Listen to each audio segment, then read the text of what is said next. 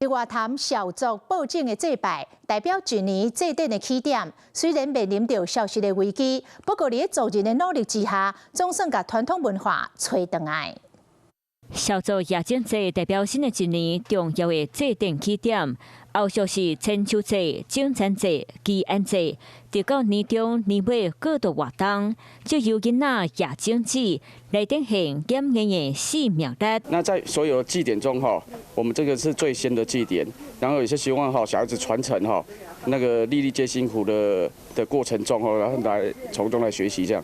虽然小作过去种田的所在已经去日月潭的水饮过，加在有族人的表示，才将传统祭文化搁扣到转来。播种季的部分就比较特别，甚至就是越办越好，我觉得蛮不容易的。夜景结束，搁一项重要的工会，大家甲公马拿摕去部落广场头前，互先神马邀请祖灵做位来参加祭典，同时嘛祈求祖灵保庇，希望今年大丰收。